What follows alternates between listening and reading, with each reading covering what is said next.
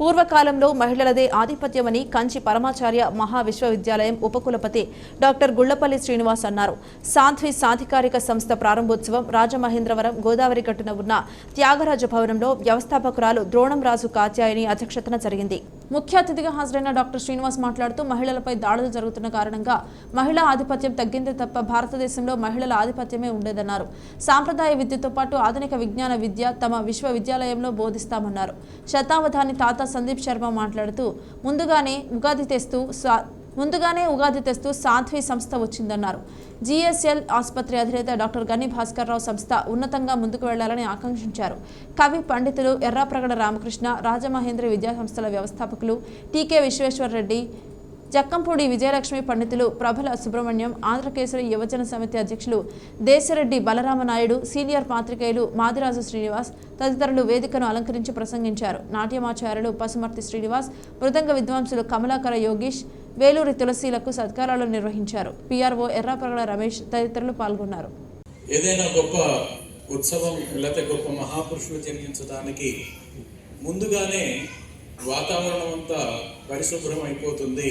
తర్వాత ఎలాగ ఉత్సవాలు అవన్నీ జరుగుతాయి, కానీ ముందుగానే దానికి పీఠీకరించినట్లుగా వాతావరణం తనంతట తానే మారిపోతుంది అని చెప్పి కవులు వర్ణిస్తూ ఉంటారు. రామాయణంలోనూ రాముడి జన్మకి ముందుగానే, అలాగే పార్వతీ అమ్మవారు లోకమాత పార్వతీ దేవి జన్మించడానికి ఆ రోజు ఎలా ఉందంటే ప్రకృతి అంతా ఎంతో రమణీయంగా ఉందని చెప్పి ప్రసన్నదిక్ వాంసు వివిక్తవాతం శంఖస్వనానంతర పుష్పవృష్టి శరీరిణం స్థావర జంగమానం సుఖాయ తజ్జన్మదినం బభూవ అని కాళిదాసు చెప్తారు.